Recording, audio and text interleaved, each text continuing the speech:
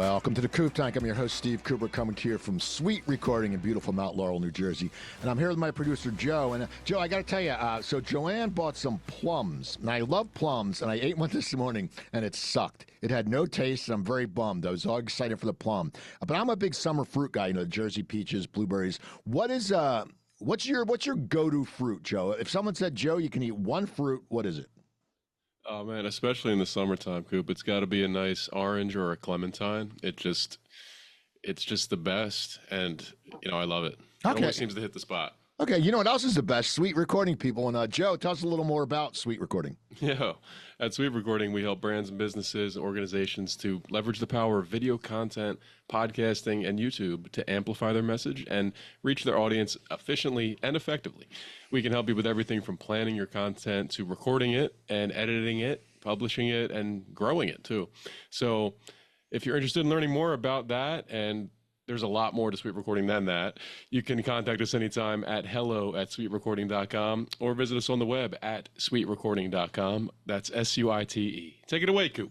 All right, we have a great show today. We have a great panel. I know these people from networking. I ran into them. I ran into one during the pandemic, which my first guest is Diana Escobar Wachter from Access Abstract. I met her in Nancy Sapira's group. How are you doing, Diana?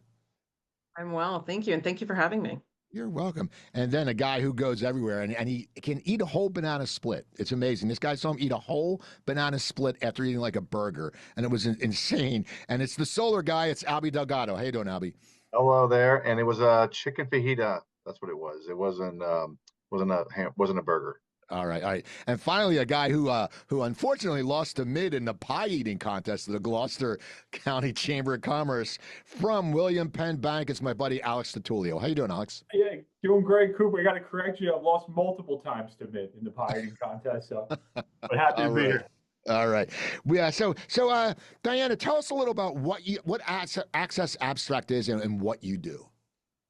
Awesome. So Access Abstract is the only multilingual title company in the tri-state area. So we do real estate title insurance for all of Pennsylvania and all of New Jersey. I'm pretty much the account executive, one of the account executives. So I cover, all of South Jersey, actually a lot of North Jersey as well, and all of Pennsylvania. Okay. And Albie, tell us a little about what you do for Sunny Mac, and you're the solar guy. I do residential solar for homeowners that want to go green with clean renewable energy with the power of solar panels. I cover all of New Jersey, all 21 counties. Solar is the number one thing that we do, but we can also incorporate tree removal if it makes sense, and we can also incorporate a new roof if that's needed as well. All right. And finally, Alex, Penn, what do you do for them? Yeah, I am the residential lender here, so I handle the mortgages for Penn for our customers, home equity loans when they need some funds to repair their homes, do different projects around the house. So it's always a joy and thankful for what I do, being able to help people get into homes. All right. It's funny. We all have different jobs. Alex, you had a different job when I met you, and everyone has different jobs through life. You don't find really many people who actually stay in the same position unless they're working for the state, and then they have good benefits, and you're not going to leave. Or teachers the same way. So Diana, how did you end up with your company? What was your path to doing what you do? Wow, so that's actually a really good question. So I used to work for an accounting firm in New York City. September 11th occurred, and actually one of my friends at the time knew I was there, had given me a call and said, listen, you know what, I'm doing this thing. I'm going to open a title company. What are your thoughts on it? Previous to that, I used to be an FHA underwriter.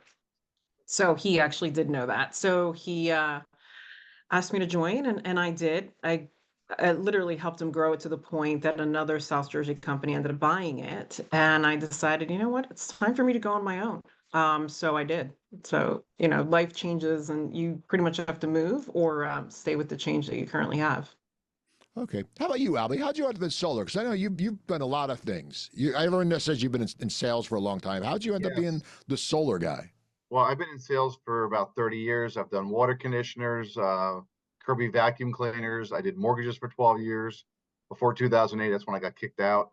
And then the last 4 years I've been doing solar because I have a couple friends that are in solar. And before 4 years, I'm like, what in the world is solar? I had no idea really what it was and didn't really understand it. So I saw wow, there's a lot of power what you can do to help homeowners. Okay. How about you, Alex? What's your path to Penn? Well, funny enough, this is actually my second time around with William Penn. I left thinking I was headed for greener pastures, and thankfully had a second opportunity to come back here. Didn't burn any bridges, which is one of the most valuable lessons you can learn, I think, in what we do, especially in sales. But yeah, my background was in mortgages, so this ended up being a really good fit for me. I like a little bit of a more personal pace, and a community bank offers that. All right. So we all like our jobs, I guess, and I'll start with you. We'll stay with you, Alex. What motivates you? You get up. You get up in the morning. So I don't even want to get up half the time. I'll be honest. I'm like, I don't feel like getting up. I'd rather just lay in bed. But my wife's like, "Are you gonna get up?" Like, "Yeah, I'll get up." So I guess my wife motivates me. But what motivates you, Alex? Well, I think it's doing what we do. I think we're all people, or so we like the aspect of being able to talk to people, and every day I have that opportunity, talk to new people, meet new people, explore different opportunities, see different ways that I can continue to flourish here and develop out what I'm trying to accomplish. And also it's, I think we're generally competitive in sales. So if you're in a sales aspect, I think there's part of you that has that in your nature. So the win-loss proposition, I mean, it's something that I like, and that definitely fuels me. It's, whether it be, just a phone call or with a prospect, or trying to develop out a relationship. If it goes well, it's like, hey, that's something I can count as a win. And you start to bank those wins up, and that's something that I think fuels you on a day to day. And that's been something that I've carried with me. Good. How about you, Diana? What motivates you? So honestly, it's knowing and reminding myself of my why, right? So what is it that just I get up in the morning for? Like, who is it for? And I think the motivation also has to do with who can I connect? Like, who's a good person that I can collaborate with? Who needs what from me, right? So I think my biggest thing is pretty much knowing my why every morning when I wake up. Because trust me, 5 o'clock in the morning, I definitely am not looking forward to working out or anything, but it's that why factor in the back of your head. I think that's mine. How about you, Albie? What motivates you? Money. That's it. Actually, I'm just kidding. Just making great, like I said, the other guys, just what they said, just helping other people out, trying to collaborate, trying to figure out, what value you bring to other people. I give you an example. I was subbing at a BNI chapter this morning. No surprise. The one guy that was there was a pest control guy. I'm sorry, a home inspector. And I said, hey, I have a friend who's a pest control guy, and I think I'll have him come next week. He hands me a card, and it says, have him call me to sub for me. By the way, I have referrals for him. So right there alone, I made a connection because I know who that guy's looking for. So, and it feels good to know you can help others. Okay. So, we're all motivated people. You're all pretty much in sales. That's what you do. And the thing about sales is, in anything, in my other podcast, Cooper Talk, I talk to a lot of actors, and they go through so much rejection. I mean, like salespeople don't even know. Like, you can have a TV series and you're still auditioning and you're still not getting the part. But handling rejection is something that it's very hard. I mean, for me, it would used to crush me. You get that look on your face, like you're like, you can just tell like you didn't get a thing. But Albie, how do you get over rejection when you think you have this killer solar gig, like it's going to make you some cash, and you don't get it? How do you rebound from that? What psychologically do you do to get you back in the groove? Because for me, and I don't know about you guys, it hurts, man. It's like a slap in the face sometimes if you expect to get something and you don't. How do you rebound off it? You do get a lot of rejection in sales, a lot of rejection in solar. There are a lot of people that say no, but there are people that say yes. I go by I mean, again, I've been doing sales for a long time. It's inevitable. You ask enough people, you're going to get a couple of yeses, and you just keep moving forward. That's all. I mean, the first thing is you got to enjoy what you do. I absolutely love solar. I know Diana says she's not a morning person. I thought I wasn't, but I'm like, you know what? I got up at 5:15. I was ready to go. I'm like, you know what? It's fine. Let's do this. And rejection is part of life. I don't care what you sell, what your product is, what your service is. You're going to deal with it. No one's just going to say, oh, you're going to get 100% sales. It's not realistic. So, just move on to the next one. That's it. Yeah. How about you, Diana? Because I saw you shaking your head like, are you one of those people that really takes rejection hard? And then how do you rebound from it? So yeah, actually, I'll be honest with you. When I opened Access with my brother 20 years ago this November, I had so many doors closed on me, because you're looking at, first of all, a Latino woman from North Philadelphia opening up and trying to get into, dominant male industry, there's a lot of doors getting closed on you. Oh, and let's throw in the fact that I was pregnant at the time. So I was a whole lot of baby. So I think, you have that in the back of your mind. And I think every time I do get that, where I run into an agent or a lender and, I get the no factor, it hurts. But then it's that reality of, you know what, I've been doing this for 20 years. It's okay. But here's my card anyway, because eventually, if you do have any questions, just give me a buzz. I've been around for a hot minute. But yeah, rejection is hard. And it's, you have to walk out and keep the chin up. That's all really you can do. Okay. How about you, Alex? That's a great question. I think it used to hurt a lot more when I felt like I didn't know as much of what I was doing in the business. Like there's rejection you can't control, but when I was a newbie, it came out, people could tell that, and you were getting rejected because of things that were, you really could control better by learning and by getting more experience. Now it's the point where I feel comfortable in my own skin and what I do enough that if it doesn't work out, if I get rejected, I'm okay enough to say like, yeah, I might look back and say maybe I could have done this a little bit better or this a little bit differently. But I know I'm getting rejected because of reasons probably a little bit outside my control. And then I'm just going to keep doing what I do well and knowing that I have a process. And if you stick with that, it makes the wins that much sweeter. But yeah, look, rejection is going to happen. It's just the reasons for the rejection. It feels a little better now that I'm a little more experienced and feel like I matured a little more in my career. Okay. So we're on the subject of rejection and obstacles. And, and Diana, we're going to start with you because you had said when you first opened your company, you were a Latina woman and you were pregnant. So that was an obstacle. Okay. Nowadays, in the last year, what is an obstacle that you have encountered that you've overcome that makes you somewhat proud or happy? Because we all run into obstacles all the time, if it's just a mental block or whatever. But what's something that you've encountered in the last year that you've overcome that you feel is something you're proud of? Especially when it comes to title insurance, right? It's a lot of it is learning different things in the background. Like I'm finding, I had found within the last year and a half, a lot of estate sales are coming up. So we're finding ourselves reviewing a lot of more estate things, a lot of divorce situations. It's it's a learning path, right? It's not as simple as clear cut as a lot of people think, but I think one big thing for us, especially for me, is being able to still learn, right? Not to say, oh, I already knew that. No, what do you mean you can do that in an estate? What do you mean in the divorce we could do this? So I think it's being able to be open, and in my case is being open and being able to be present and learning. That's huge right now.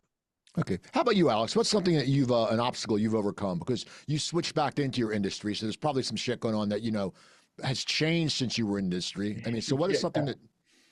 Yeah, no, quite. Yeah, I didn't mean to tell you laugh. It's not really a laughing matter, but look, it's definitely been a more challenging time. I mean, this is, when I talk about things, and obviously with you read the news, the headlines, it's been a little rougher. I mean, it's since everything happened with COVID, and we were in a period where things were terrible in the world, but great in the business, to where, we got to a recovery stage and the business aspect became a lot more challenging.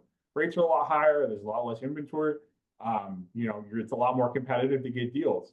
So for me, it's been that, hey, look, find some alternative ways to give value to customers. And I found that, being able to be honest and look to help them in other ways has led them to say, okay, look, if I can't work with you now, we'll work down the road, or, hey, it's not going to work out because you guys can't give us what we need, but, here I have another opportunity and things like that. So it's been just kind of pivoting and finding ways to get things done that, maybe non-traditional, where it just hasn't been. So we were really coasted for a few years and things were great. And it's been a big pivot, but yeah, we've made it work and I'm thankful. And, things still happen and deals still get done in the business. So yeah, just, always evolving and that's the nature of things.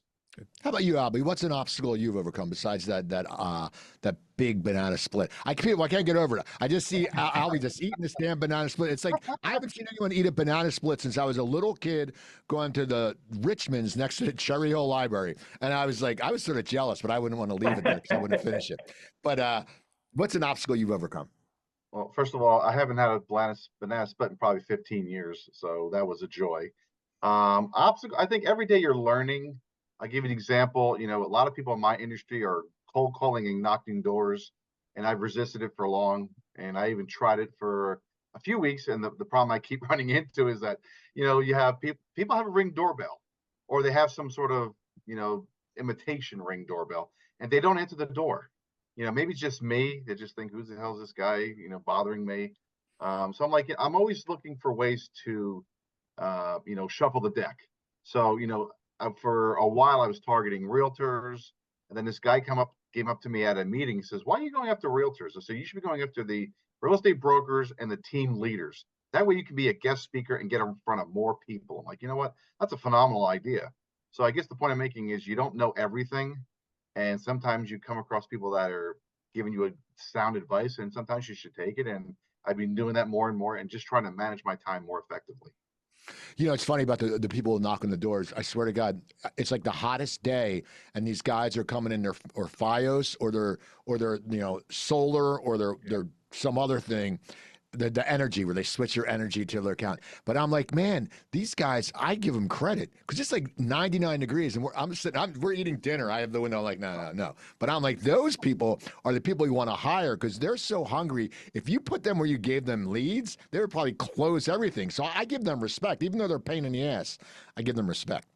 So, I was flipping through LinkedIn last night, and I was going to post something. I didn't. I got back from the Trenton Thunder game, had a few beers, had a little buzz going, and I just saw someone posting, saying how great they were. Like this thing, like how great they are, and comparing themselves to a Ferrari. And I was like, oh my God, this is such bullshit. I was like, come on, man. And the thing is, they got like 600 likes. I go, whatever. But, so people like to, as my mom would say, toot their own horn. But I'm going to give you each now a chance to toot your own horn and be honest. And we're going to start with you, Alex. What's a few qualities or strengths you have that you're proud of, and be like one of these people, like these narcissistic fucks on LinkedIn who are like, oh, look at me, don't be over there. But we can toot our horn. What is something that you're a few characteristics about you that you're happy you have and you're proud of? I think that I'm very much like a caring friend. I'm a friend that I feel that people come to, and it's nice that I've had some long-term friendships, and that I make myself available, and that I take the time to really listen to friends and try to develop relationships and new relationships. So it's something that it's carried me a long way. And friends in life are a good thing because when your career goes south, or some things go wrong in your life, having a network of people, or just people that care about you the way that you care about them, that's been something that I'm proud of personally. And then a second perspective, I think and this is something more recent, I've developed, and I'm going to get into tooting my horn. I've developed a lot of self-discipline over the last, 2 years, and you've probably seen a little bit of this, Coop. I'm down almost 100 pounds.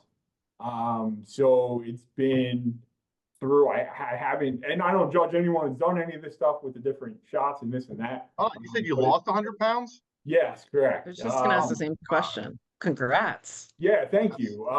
It's been through, I run almost every day, 3 miles. I do a 5K almost every day. I've changed my diet, and it's been something I never thought I could do because I battled that my whole life.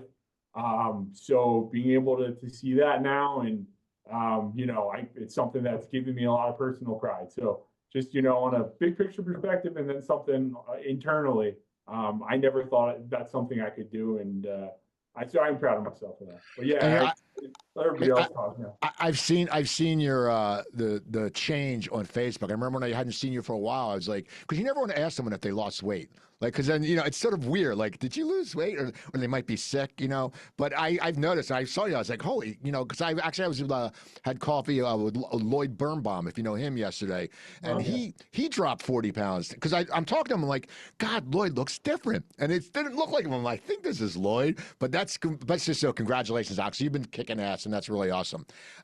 So, Albie, what's something what are you going to toot your own horn about, Albie? Toot that horn. I'm a great networker. I'm very confident. It's not arrogance, it's confidence. If I don't know something, I'll get the answer. I have the pleasure of having a great manager, great project manager, punctual. I will never be at a meeting a minute late. I'll always be a minute early.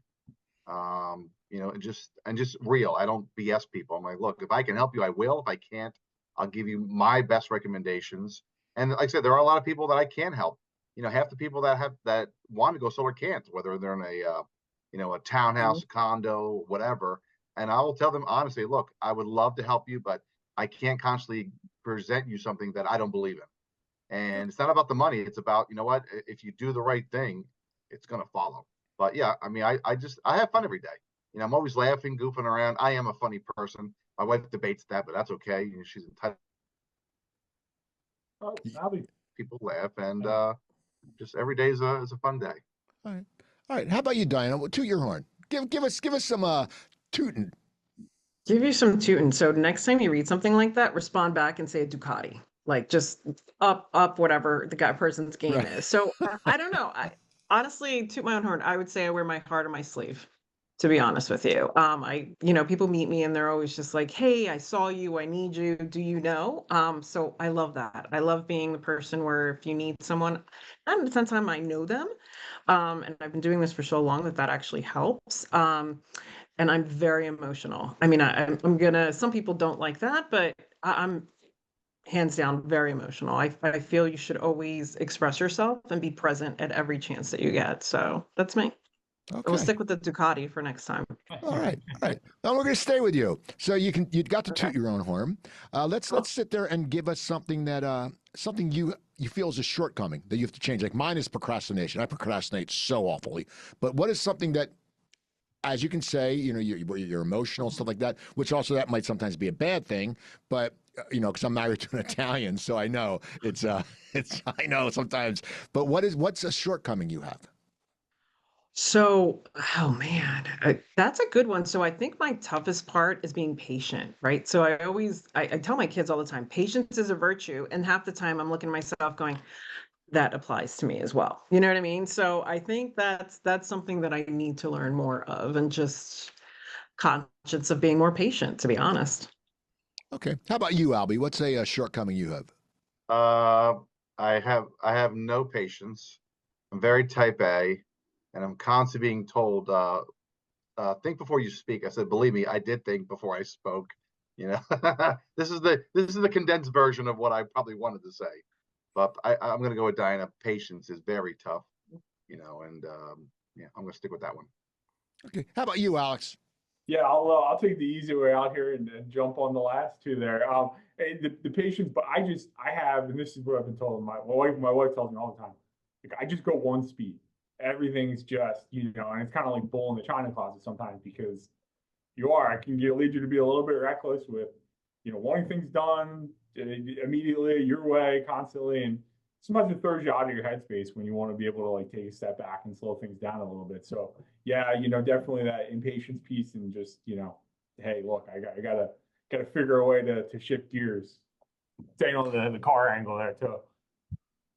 I think everyone lacks patience. I do. It's like you used to hear me like trying to put an IKEA back in the day, put an IKEA piece of furniture together. It'd be F-bomb city, and because you sit there, you just want it, and then you get it done, and the drawers are in backwards. I think that happened one time. I was like, oh my god, But I think all of us, because I think it's also as we get older, we start lacking patience. We don't have time for the bullshit. Like me, I know my life's like 2/3 over. I'm like, I don't have time for this stuff anymore. So anyway, Alex, you mentioned your wife, and I mentioned my wife earlier, and you've mentioned your family, Diana, and Albie mentioned a banana split. And when it comes to your life, all through our lives, and you can give me two examples. And there's always people that have made an impact on us. Like me, my mom, I always said, she always told me to ask. The worst thing you'll get is a no. And then in performing, I had a comic who took me under his wing when I was a newbie, and I ended up getting a ton of work. His name's Grover Silcox. And there are two people that played a very important part of my life. Alex, who's one or two people that you look back at who have really helped shape who you are now? Yeah, my mom, no question. Single mom and grew up in little apartment in Northeast Philly, and the sacrifices that she made growing up with her, and seeing how hard she worked and what she accomplished. I don't think it's something that I could ever forget, in a day to think like, hey, it's, I want to take a day off, or, just then let that laziness sink in, because seeing her really develop that work ethic, and just someone that inspires me, and fortunate to have her around, and call her today and tell her I love her. She's amazing. And then outside of that, the other woman, I hate to say I transitioned. I know, my wife tells me I'm a mama's boy, but my wife's done a lot too in, I think in helping me become the person that I am. I've changed a lot, and I owe a lot to her, because Lord knows where I'd be. She tells me all the time where I'd be, but whether I disagree with her there or not, but she's made a huge impact on me, and grateful to have two really strong women in my life. And yeah, I'll let you go from there, but that's what I got. I never took you for a mama's boy. That's good to know. Now I can bust your chops all the time. Oh, Like a great hey, I'm mama's giving everything away here. All right, yeah. Albie, one or two people that have played a very important role in your life. I would say my parents. My mother used to clean houses for a living, and my stepfather, he was, I'm trying to see how the best way to describe him. He was somebody who was always selling something out of his trunk. He was at flea markets. He was always selling something. And I just watched them, and I'm like, you know what? They never take days off. They're never sleeping all day. They're very disciplined. Again, very type A mentalities. And I picked up a lot from that. And I think some of their characteristics I still I guess show to this day. It's just like, you know what, hey, you got to go out and do things. If you're sick, okay, just suck it up, move on, and just make things happen. And it just, like I said, definitely left an impact on me. Okay. How about you, Diana? Give me one or two people that have made a difference in your life. So I'll definitely stick to two people. So one would have been an uncle of mine that I had, and he would always tell me, no matter the situation you're in, it's not going to define you. So I've taken that with me everything and anything I've ever done, just remembering that, you know what, it's a crappy situation, but it's not going to define me. I'm just going to keep going. And my second person would have to be my husband. I mean, I don't know. I think he's a saint to have your wife, like 8 months pregnant, tell you, hey, by the way, I'm opening up a company. And he's just, he's my biggest cheerleader. It doesn't matter where I go, what I do, the man walks around with my business cards. So it's, I think those two are my definite.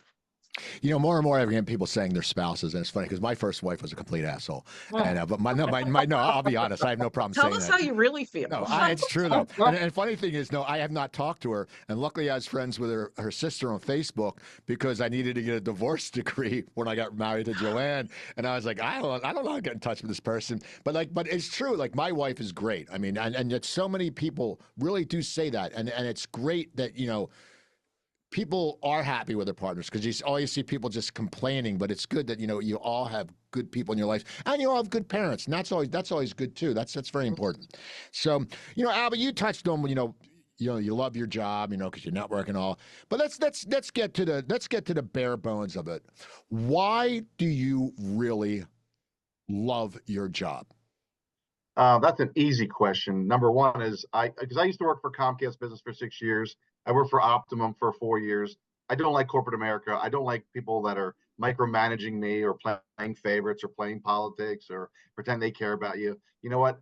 Like I said, I have a great manager, number one. He helped me with a lot of things. To this day, if I have a question, is never going to give me an attitude or a problem, because he knows, hey, we're on the same team. Just the freedom to say, you know what, look, if I'm going to work 10, 11, 12 hours a day, I'm doing it for me. I'm not doing it for some company that doesn't appreciate my value. And you can't put a price tag on the time that you have, because we all have the same amount of hours. It's what you do with it.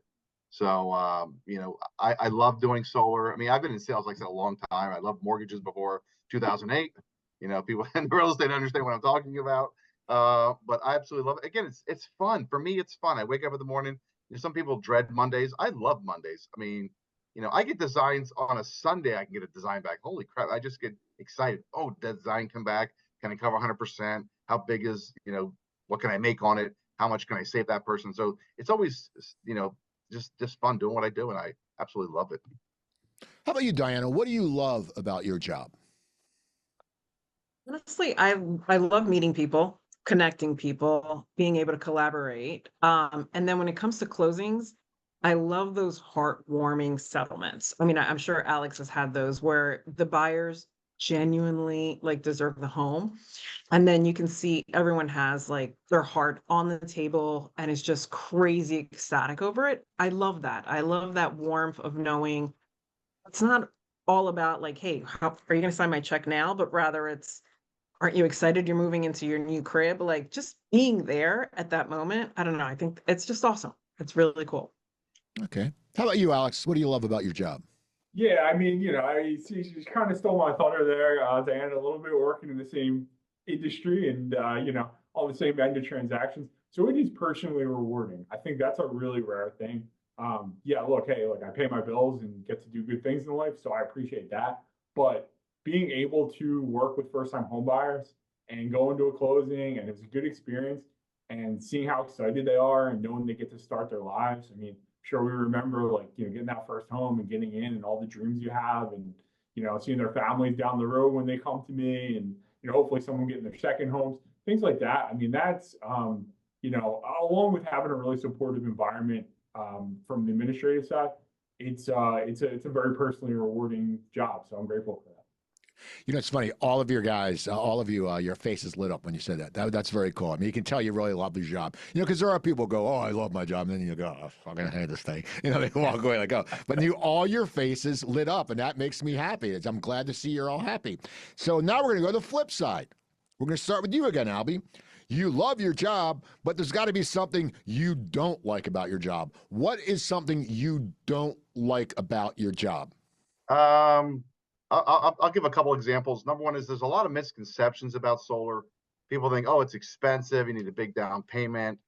The panels are heavy. I'm like, where in the world do you get this information from? So I guess part of it is the frustration of what the hell people are peddling out there. Number two, there are people in my industry that are not ethical or honest. And I see some of the agreements that people have signed or are about to sign. And I'm like, look, I'm not here to steal someone's deal, but I'm here to advocate. If it's a good deal, I'm going to give you my blessing. But if it's not a good deal, I'm going to say, hey, look, I may have a better option for you and just be upfront with them. But I think we just need more honesty and integrity in this business.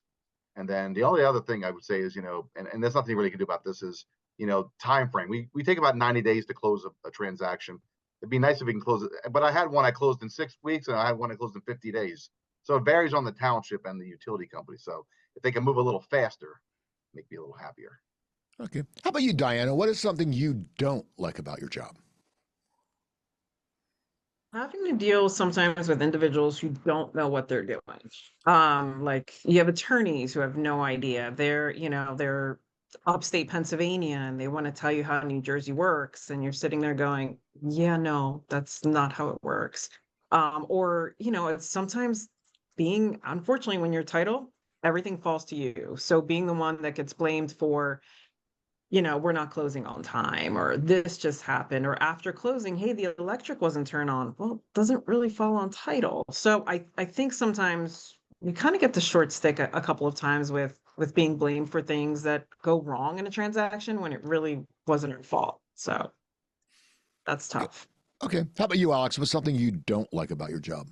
I think it's just, and this is more of an industry problem, but it does obviously affect my job. I think it's just so overregulated and there's so many things that are wrong. If I was king for a day, I would make changes because of the people that can't get into homes or get denied applications for mortgages that there's no reason they should be, and it defies logic.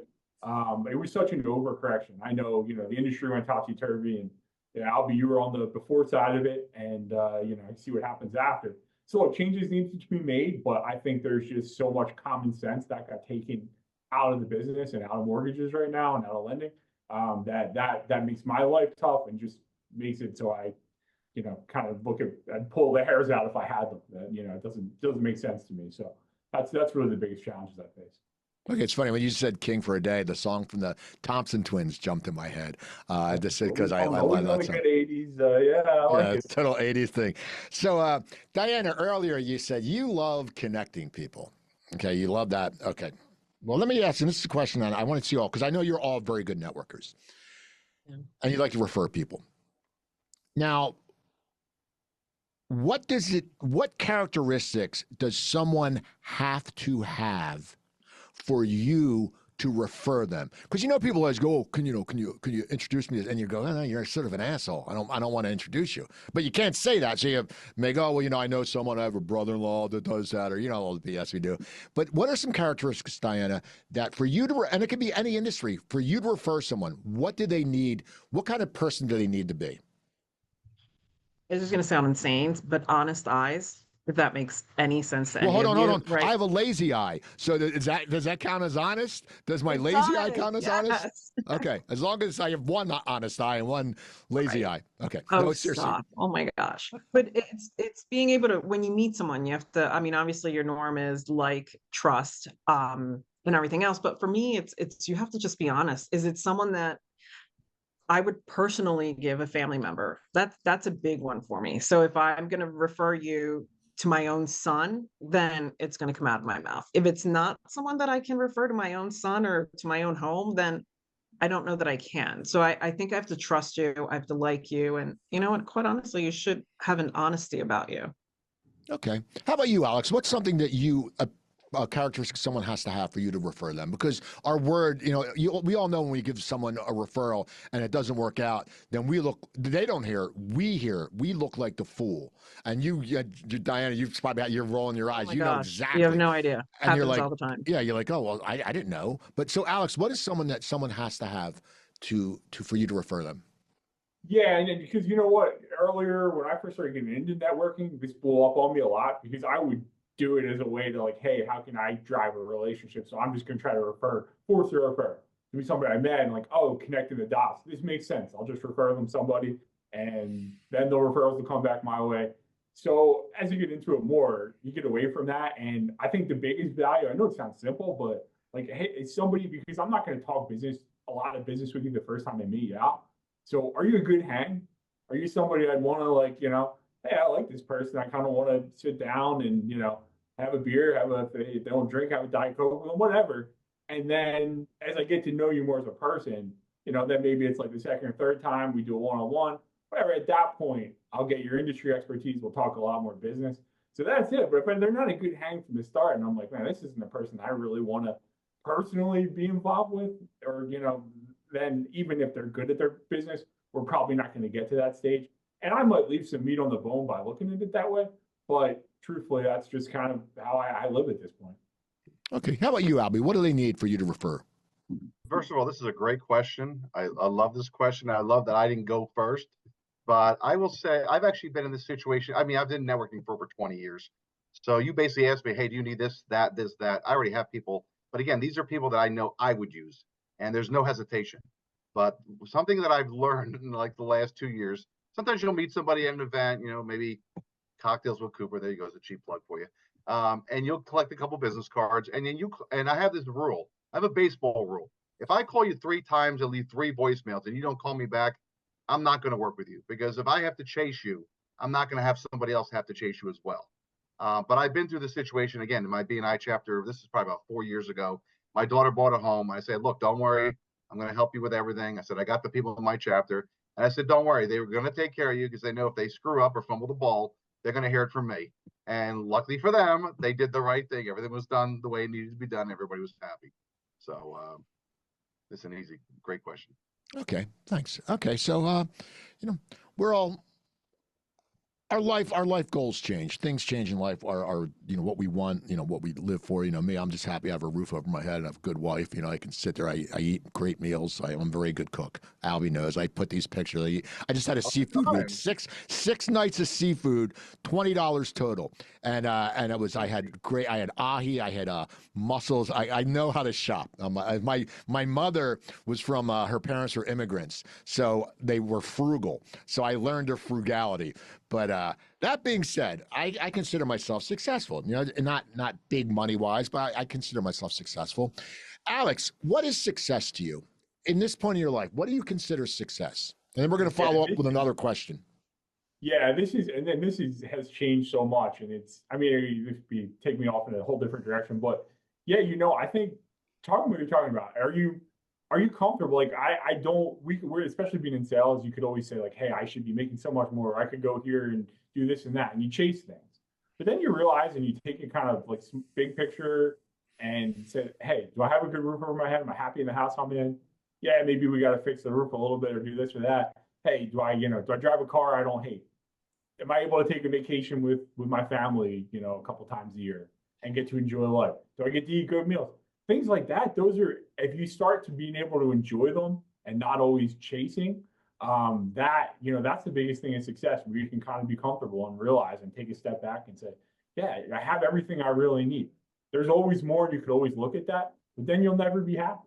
There's a balance between wanting to be successful and not being satisfied and working hard, and being able to really appreciate the fact that, yeah, there are a lot of things in life that we're fortunate in, that we can be happy about.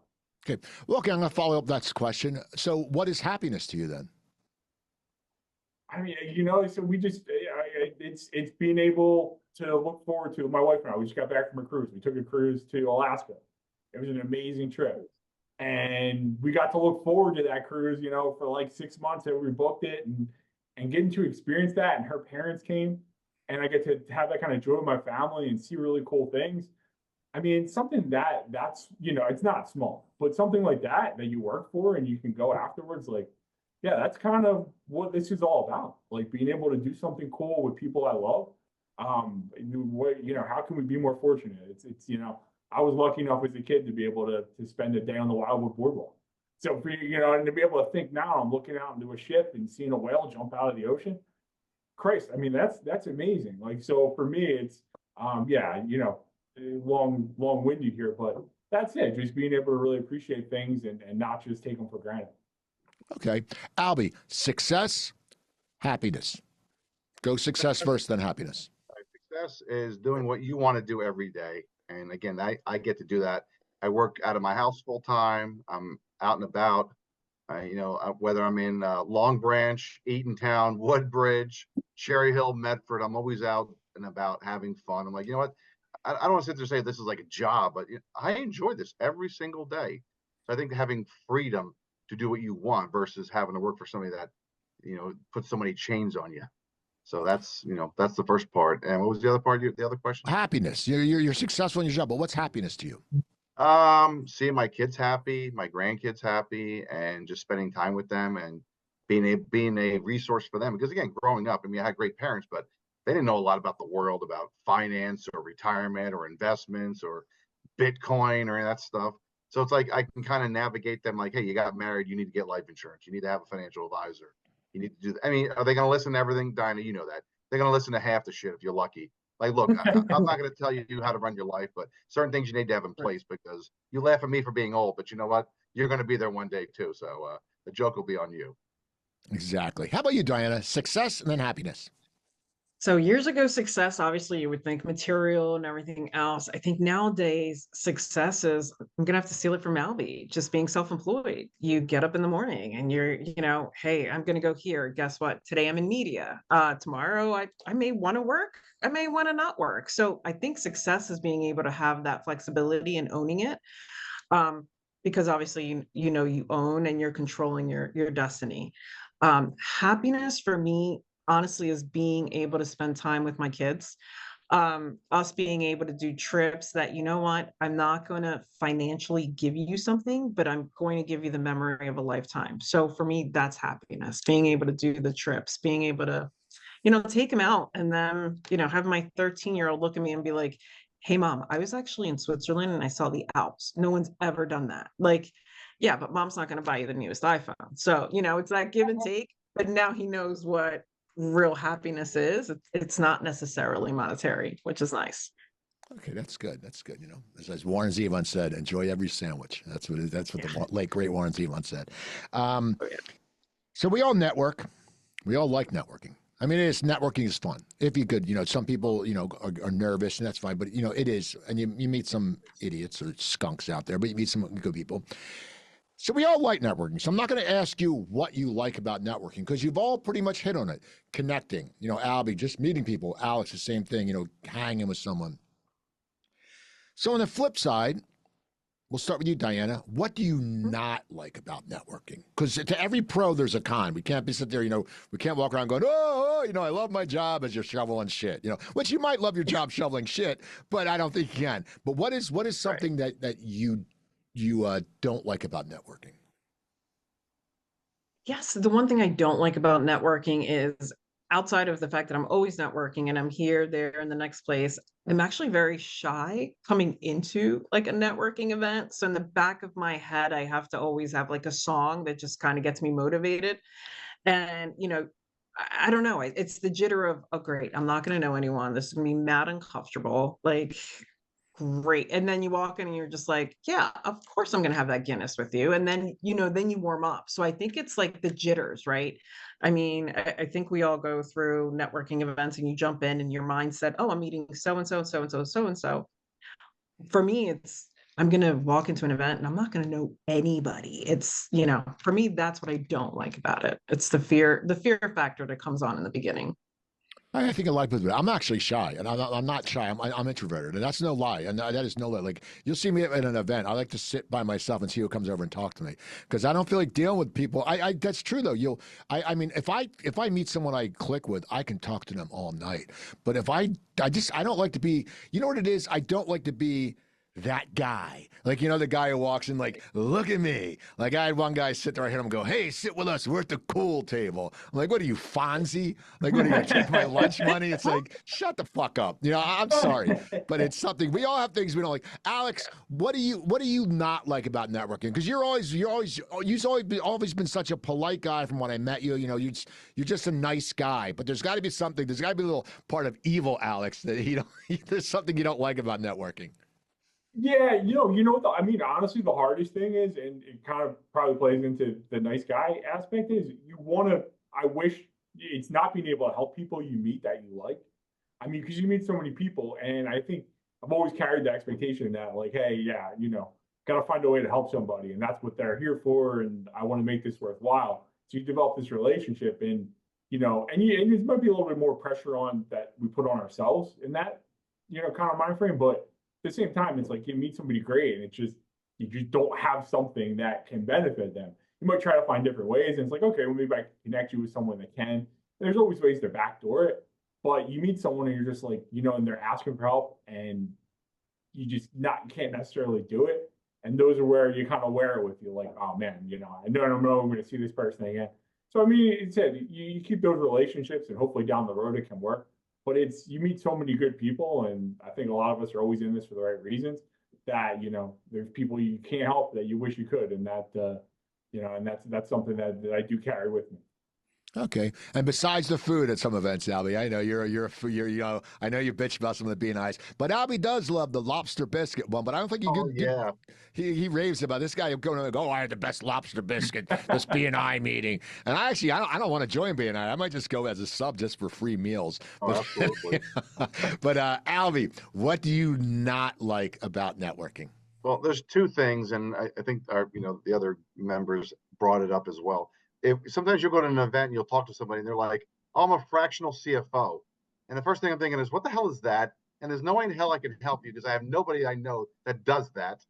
And then number two is, and this has happened probably about 6 months ago, I went to a real estate event and I walked up to this realtor and I said, hey, how you doing? He's like, oh, I don't want solar. I said, where did you get this idea I was selling you solar? I said, I was trying to just say hi and maybe we can connect. And he just walked away. I'm like, this guy's rude as fuck. So I was like, you know what? I can't stand people like that. Like, you make an assumption. Why the hell would I try to sell you directly? Unless people are doing that, which is tacky. I would never do that. Okay. Yeah, it is funny when people sit there. It's like, I don't want you. And it's like, all right, man, just chill. So here's a segment I started a few weeks into the show. And if you don't read business books, that's fine. You can give me another book. But I never read business books. And actually, I had a guest on Cooper Talk named Matthew Del Negro, who's on a great show called City in the Hill. He was on The Sopranos. He was the investor, the cousin, Edie Falco's cousin who did the investments. Oh yeah, I got to watch. And he's been in a lot of stuff, and he has a great book. And I bought the book after he did my podcast on tape, on the audio, just to support him. And it's called 10,000 No's, and it's about the career choices he made and about the rejection. And it was really good. And I found it. I'm still listening to it. I listen to it in the morning at the gym. So that's my intro on that. And I've read the Tipping Point by Malcolm Gladwell. But I'm just not really into business books. That being said, if you're into business books, give me one. that you really like? Or if you're not into business books, give me a book you just like. So, Diana, are you a business book person? And if so, what is a book that's meant something to you? Wow. So for me, business books, I do. I actually don't really have much time reading them, to be honest with you. So I do audibles, put it in the car. I'm listening to them and I keep going. But right now I'm on that Become What You Think book. So I'd like to flex, you know what I mean? Like change it up a little bit. Not always just do finance, but sometimes you got to work on yourself and make sure that you're applying the right things. So for me, it would have to be You Become What You Think right now. What do you like about it?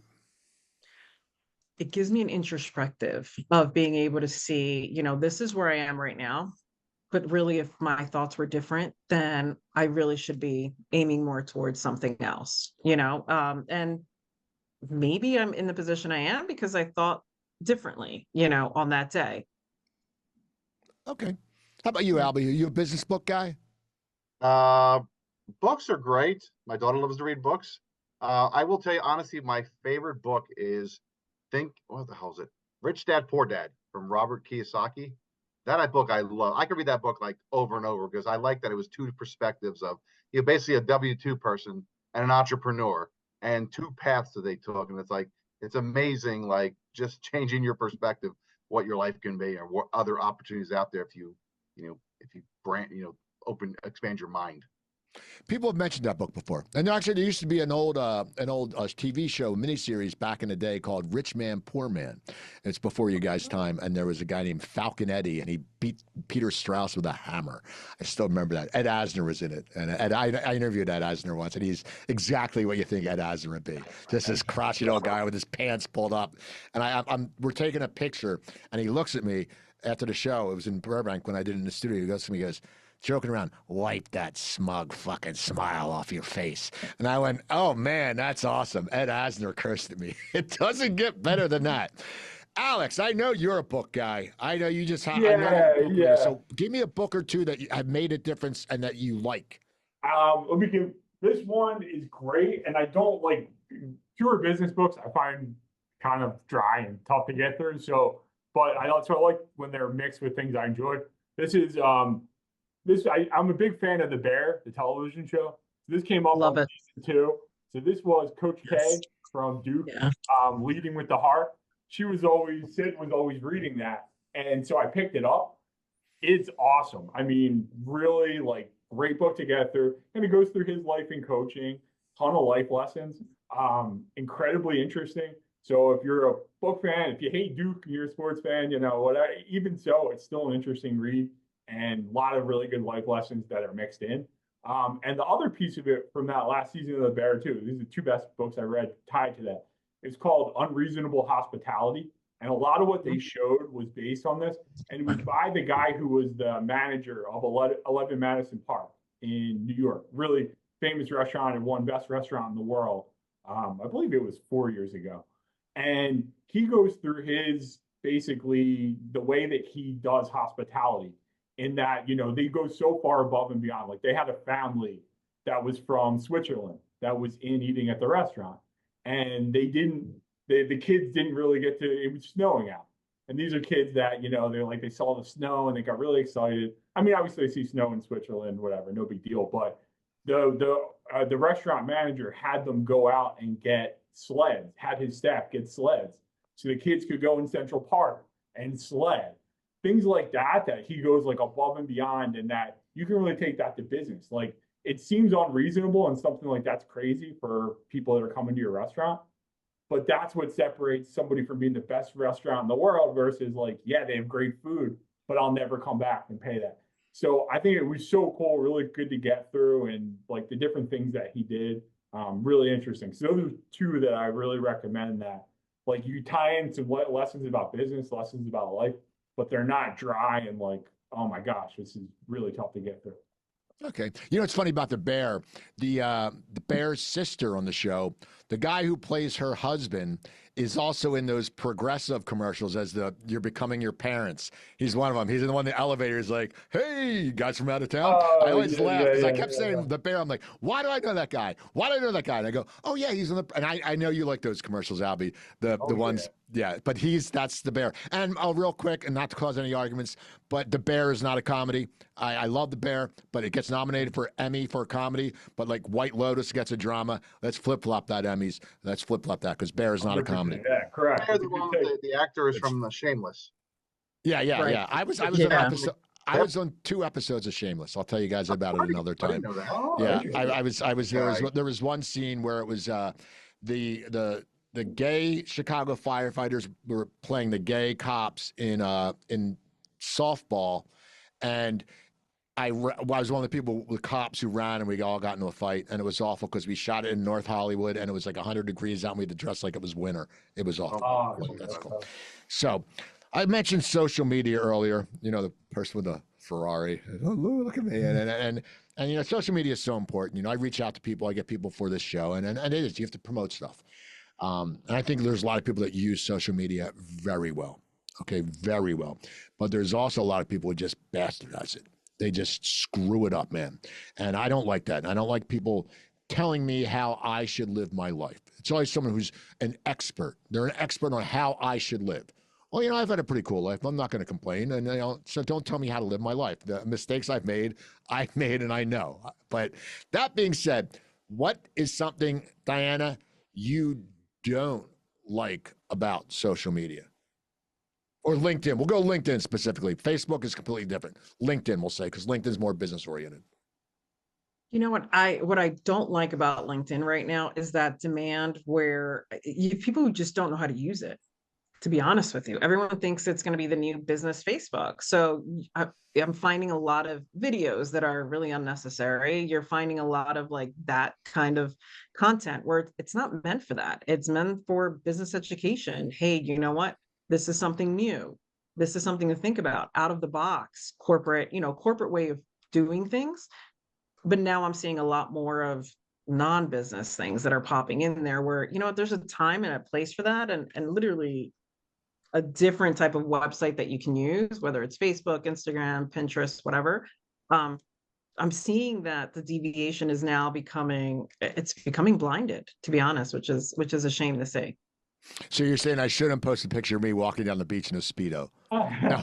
Yeah, you know, might be a good idea. All right. No, I agree. Like we do videos, fun videos here just to promote my show and that. But I know what you're saying. Some people just put like the stuff you put on Facebook. And then I'm like, no, I don't want to see that. You know, and I don't want to see dudes bare chested, man. You do that on Facebook. I don't care seeing dudes bare chested, but don't put it on LinkedIn. Like, hey, I'm like, no, come on. Unless Alex, you can do it because you lost a lot of weight. So you can promote about discipline, which will help you. But I would look at that and go, that's cool because he's promoting discipline, like a before after. I'd be like, this guy, I want to deal with this guy because he's got his shit together.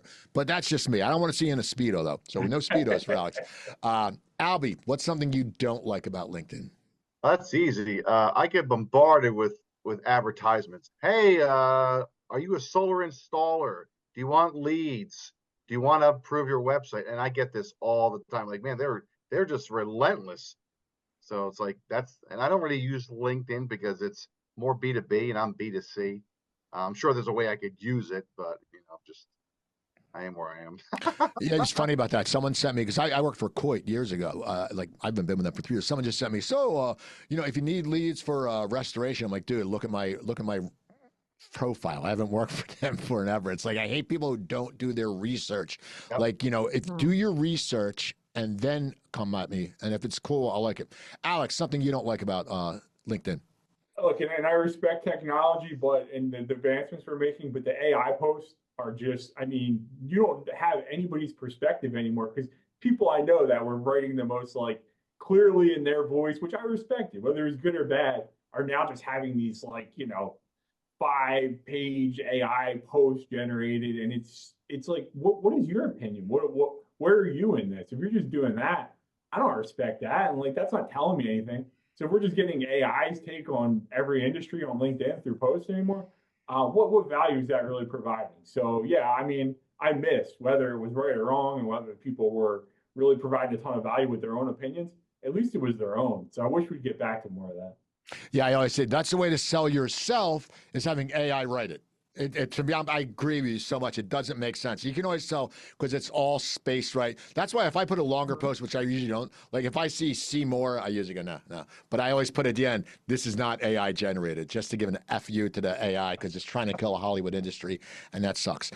This is a one answer question. Okay, this is a quickie before we go, and we'll wrap up with a question at the end. But we'll start with you, Albie. Give me one goal you have to you're focusing on until the end of the year. One goal. Growth. Okay, Alex, one goal. Yeah, it would be the same, continued growth. Diana, one goal. Hate that. We're all on the same page. Definitely would be growth. All right, look at you guys. I'm like, just that's great. See, okay, so here's our final question. I ask this. I end the show with this all the time, and you know, we all run into people who are mentors. We all run into people who want advice from us. You do run into that, and there's a lot of stuff we learn. And if someone, and I know Diana, you have kids, and Albie, you have kids, so it might pertain that you've done this before. But we'll start with you, Diana. What advice would you give to someone about how to make carve out the business world, how to become successful, or just know like the answers? Because we all go in there. You have advice, you've worked. What would you give if like maybe one of your kids said, you know what, how do I start a career? What makes it work? What advice would you give, Diana? You know what? My advice would be ask questions. Honest to goodness, ask questions. Look at what the biggest competition is out there, and don't be afraid to call them and ask them. But questions is big. Get educated. Know exactly what you want to do, where you want to do. I'm old school business plan it. Even if it's the simplest form of doing a business plan, strategize business plan and make sure you have an exit. Okay. Because a lot of businesses don't last. So you want to make sure you can get in and get out. All right. How about you, Albie? What advice? Be realistic. It will require hard work, a lot of hours, a lot of effort. And you're going to deal with a lot of ups and downs and a lot of doubt. And you're going to have people that are not going to cheer for you. People that you don't know are going to probably cheer for you more than people you do know. So it's just understand whatever you're getting into. There is, read the old saying, read the fine print. Okay. How about you, Alex? Yeah, I would think honestly, it's talk to more people. I have so much respect for the younger generation when I see them, the things they can do on the screens and what they can develop. And I think that's going to carry them a long way as business evolves. But what I miss, and especially when I talk to younger people in service roles and things of that nature and have conversations, they just feels like there's this little gap in their interpersonal skills and the way that they communicate with human beings. And I know a lot of that's the screens, and I'm guilty of being on the screen way too much myself, but talking to more people and having those human conversations, while, it may not be the tech aspect or, that direction, it's going to carry them a long way in business, being able to have those interpersonal and those human skills. All right. Well, this has been great. I really like all your feedback, and I'm glad. I appreciate you guys being on the show. Diana, how can people get in touch with you? Very easily. So to get in touch with me, you can follow us on Facebook, Instagram, all of those things to get all of our phone numbers, or myself, which is 856-217-8267, or just, friend me on Facebook, and that's the best way to get a hold of me. And is there an Access Abstract page on Facebook and LinkedIn? There's an Access Abstract page on Facebook. There's one on Instagram. Follow me personally, whatever's easy. Even message me. If we're not doing the title work, I'm still happy to help when needed. Okay. How about you, Albie? How can you get in touch with you? Very simple. On Facebook, I am listed as the Solar Guy of New Jersey. That's my business page. They can call or text me. My cell phone number is 609-802-6403. And my website is thesolarguyusa.com. And Alex? Yeah, on my socials, LinkedIn and Facebook, just under my name, Alex DiTullio. Feel free, as long as you're not some gorgeous supermodel from overseas asking me how we know each other, then I'm probably going to accept your friend request. And along with that, if you go to the WilliamPenn.bank website, they're kind enough to stick my mug on the homepage there, so you can click on that and get information about what I do and how to contact me. So yeah, it's a great opportunity. Thank you. And you know, Alex, if there is a supermodel, there's probably one supermodel out there who's like, why isn't anyone accepting my friend requests? Like, yeah, why? that real one. I'm sorry to her, you know, that it hasn't worked out. People, you can reach me at the Coop Tank at yahoo.com. You can check out, go to YouTube and watch all the past shows, the Coop Tank. Just search that. Or you can go to thecooptank.podbean.com if you want to listen to it, or on Spotify too. And rate it, review it. Do whatever you got to do. My other podcast, I've done over 1,019 episodes. It's coopertalk.net. You can also hear that on Garden Radio State, a new Garden State Radio, something like that. They're playing mine. I flubbed that. I don't even know the name of the station that plays it. Also, September 4th at Splits, Wednesday, we will have another Cocktails with Cooper. It starts at 4:30, and the Phillies are playing, so it's $1 hot dogs, which is great. Also, the Wednesday before, the 27th, myself and 28th, I'm sorry, myself and Kerry Wernersbach from Adjust Your Sleep Mattress for Peak are doing a end of the summer pop-up Cocktails with Cooper at her store. That's right on Marlton and 73 behind Fridays. Also, if you are afraid of public speaking or get anxiety when you go to a networking event, starting in October, beginning of October, I'll be teaching Cooper's comedy class. Basically, it's a 4-week class where you come in. We'll get you over that fear. We'll help you work out a comedy routine. On the last night, you'll perform in front of your friends and families. So reach out to me. You can do it. It's great. I'm maxing the class at 10 people. Also, if you're a business and you want to do a team building, I'll do a smaller group for that, because it's very valuable. Because if you're afraid of speaking, once you go on stage, you're looking that evil in the eye. And believe me, as somebody who's done over 2,500 shows, I still get nervous when I go on stage, but I don't have that fear anymore. So. And also, don't forget Joe Gangemi, my man. Go Joe Gangemi at SuiteRecording, SUITE recording.com. Reach out to Joe. He kicks ass. That's why he's a producer of my show. So I want to thank you all for listening and watching, and you all have a great weekend. And I'm Steve Cooper. I'll talk to you next week.